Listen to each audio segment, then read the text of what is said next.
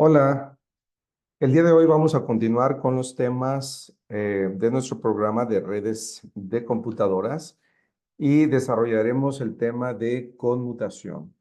Y es que la técnica de conmutación es muy importante porque nos permite evitar la saturación de las redes. Imagínense cuando en nuestra casa todos quisiéramos hacer uso del Internet de manera simultánea para compartir nuestros correos electrónicos con otros usuarios. eh, Eso podría provocar una eventual saturación de las capacidades de la red. Así que, bueno, de allí la importancia de conocer estos esquemas. Eh, Estaremos hablando de los tres tipos principales de conmutación. Aquí vemos la topología de una red conmutada que consta físicamente de unos esquemas llamados conmutadores, unos dispositivos que están aquí representados en color amarillo, que nos permite visualizar cómo un conjunto amplio de usuarios finales se interconectan a través de estos conmutadores, haciendo que, por un lado, se evita tener que interconectarlos físicamente a todos entre sí, lo cual no sería factible, pero que lo hagan y compartan de manera eficiente los recursos de este canal de comunicación. Los tres esquemas principales que tenemos para redes conmutadas es por circuitos que se emplean tradicionalmente en una red telefónica, por paquetes que se utilizan en Internet, en dos modalidades, por datagramas y por circuitos virtuales, que comentaremos brevemente, y las redes de conmutación de mensajes que dividen los datos en mensajes completos. Principalmente vamos a explicar los dos primeros, de circuitos y de paquetes. Entonces, en conmutación de circuitos, que es el modelo que se usa tradicionalmente para redes telefónicas, hablaremos de cómo se requiere un establecimiento de la conexión en tres fases. Hablaremos también de la eficiencia y del retardo que trae implícito este esquema.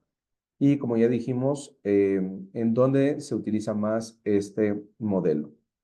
Vemos que los conmutadores, en este caso de circuitos para transmisión de señales de voz, requieren un medio que conecta físicamente a estos switches o conmutadores, y esto lo hacen compartiendo un número de canales a través de técnicas de compartición del canal, que puede ser en el tiempo, es decir, por unidades o ranuras de tiempo, o bien en la frecuencia donde se lleva a cabo esta división del canal, para poder acomodar en ese canal una serie de canales que,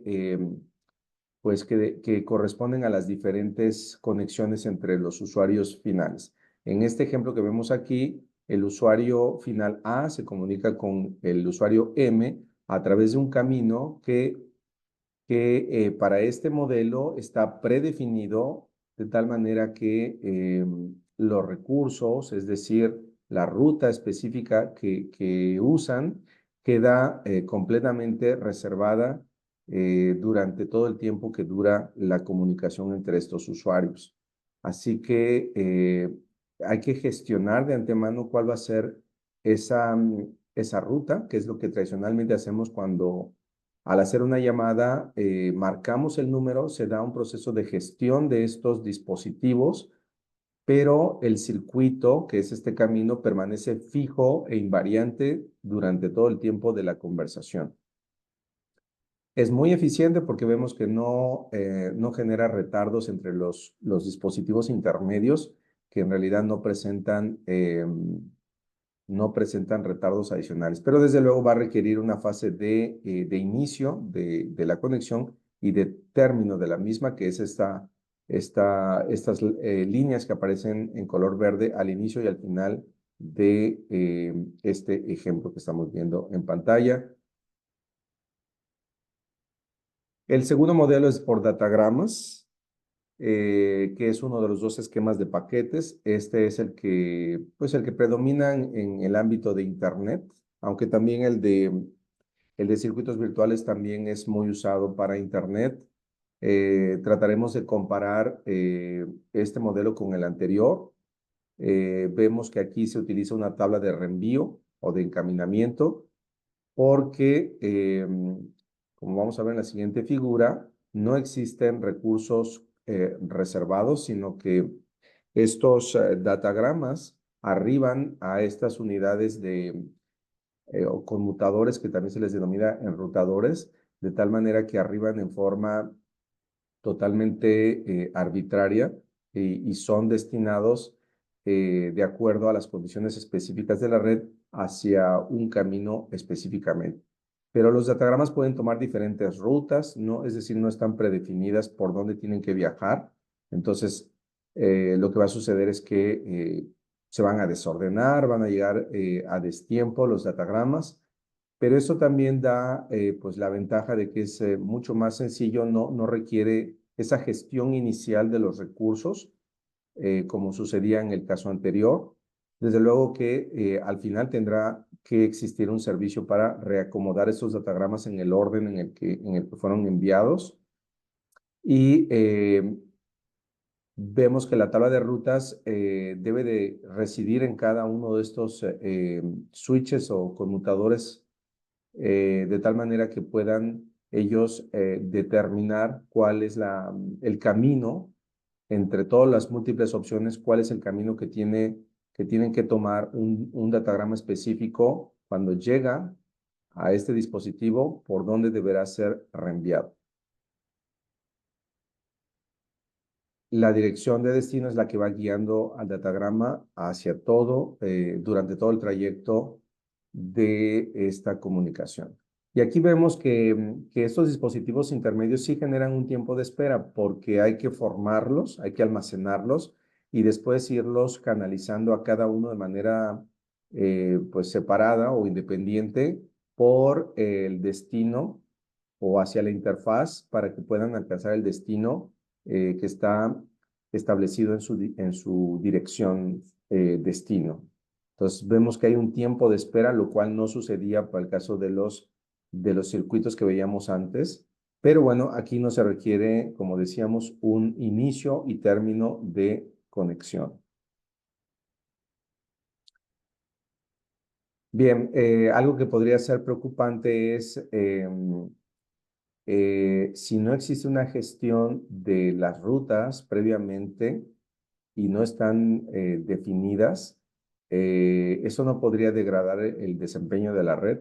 Y es que en realidad aquí estamos viendo en esta fórmula que la probabilidad de que se transmita en forma simultánea los datos para un número grande de usuarios, en realidad, por sorpresivo que parezca, no es tan alta porque a no ser que se trate de flujos específicos de ciertos tráficos como el video o como cuando se trata de llamadas de voz, cuando lanzamos un paquete, digamos un correo electrónico, nunca lo hacemos en el mismo instante que lo estén haciendo todos los demás usuarios de la red.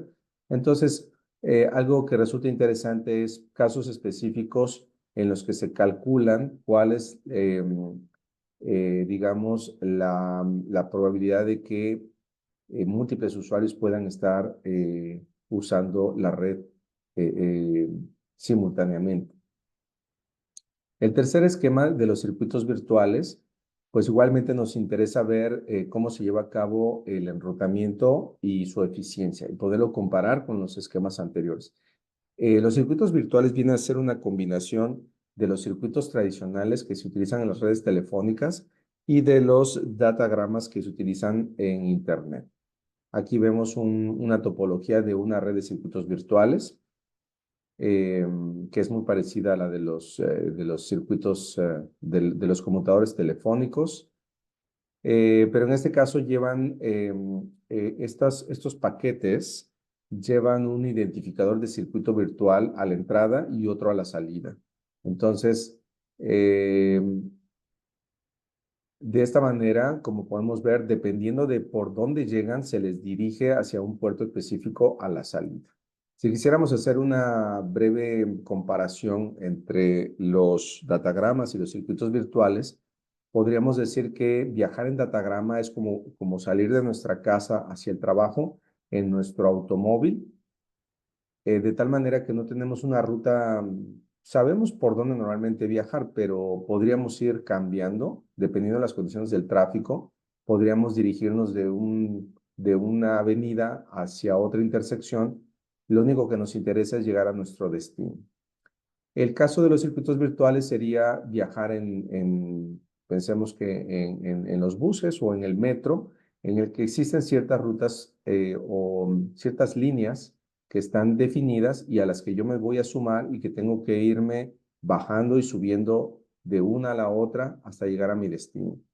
Entonces, por eso vemos que algunos usuarios, si lo queremos ver así, provenientes de una cierta línea, aquí podemos decir la 14, se bajan en esta estación y suben a la 22 para abordar otra línea y que finalmente los lleve hacia su destino final. En este caso, sí hay un camino que permanece fijo para el envío en este caso, de los paquetes, y esto le da una eficiencia al esquema. Aquí están viendo cómo es una combinación, porque sí se tienen que preestablecer las rutas, ¿ok? Saber dónde me voy a bajar y dónde me voy a subir, todo esto durante la fase inicial. Y hay un cierto tiempo que se pierde también en cambiar de una línea a la otra, ¿verdad? Que es lo que estamos viendo ahí, pero no existen realmente un retardo asociado a tener que analizar en un momento dado las condiciones del tráfico y poder cambiar de manera dinámica hacia una nueva vía que pueda conducirme más rápidamente hacia mi destino. Este esquema se utiliza para redes WAN, que son privadas, que son propietarias y que normalmente pueden ser en la escala de una metrópoli o una ciudad completa que prestan este servicio que suele ser bastante eficiente. Bien, con base en esta exposición que hemos realizado, vamos a dar algunos lineamientos para contestar. Aquí voy a compartirles ahora unas preguntas que podrían ser de interés para el tema que estamos revisando en esta ocasión. Vemos los dos esquemas. Arriba tenemos el de la conmutación de circuitos y abajo el de la conmutación de paquetes. Es decir, arriba son por llamadas telefónicas y en la parte inferior es el Internet. ¿Ok? Y vemos que en este caso nos están especificando que tenemos un cierto número de usuarios y que en ambos casos quieren transmitir a 25 megabits por segundo, pero son dos esquemas distintos, ¿ok? Entonces, si el enlace que van a compartir es de 100 megabits por segundo, ¿cómo se podría saber? Aquí en esta primera pregunta nos dicen cuál es el número máximo de usuarios que se pueden admitir para conmutación de circuitos. Entonces, como vemos que en el caso de la conmutación de circuitos, comparten el ancho de banda del canal, que es de 100 megabits por segundo, lo que tendríamos que hacer es dividir esa capacidad entre la tasa a la que buscan transmitir, que es de 25 megabits por segundo, y eso sería el número de usuarios que podemos tolerar para el modelo en este caso, de circuitos, que es de 4. Otra pregunta que podría surgir es, cuando se utiliza conmutación de paquetes, es decir, el modelo de Internet, si tenemos 7 usuarios que están que están conectados bajo este modelo, nos pregunta si se puede admitir esta cantidad de usuarios, sí o no, es decir, de 7 usuarios. Tenemos que 7 usuarios queriendo transmitir a una velocidad de 25 megabits por segundo, nos da un valor que es mayor al de 100 megabits por segundo. Así que no podríamos estar queriendo transmitir bajo este enfoque un total de 7 usuarios, ¿sí? Rebasaríamos la capacidad total del canal, ¿ok? En la siguiente pregunta nos dicen cuál es la probabilidad de que un usuario específico esté transmitiendo y los demás usuarios no lo estén haciendo? Bueno, como les decía, tenemos una fórmula que nos permite hacer la sustitución, en este caso, de un usuario que transmite y el resto que no lo está haciendo. Así que lo que aplicaríamos es la fórmula que veíamos en las diapositivas. Otra pregunta podría ser calcular la probabilidad de que un usuario, es decir, de 7 usuarios, uno de ellos transmita mientras que los otros no lo hagan. Entonces sería simplemente la aplicación de la fórmula para 7 usuarios. Uno transmite y los otros no lo hacen. Como pueden ver, las probabilidades resultan ser relativamente bajas, 0.37. Otra pregunta es, ¿qué fracción de la capacidad del enlace utilizará este usuario? Pues nada más tendríamos que dividir la capacidad del canal entre, en este caso, la velocidad que está utilizando, que es de 25 megabits por segundo, que nos daría un cuarto de su capacidad.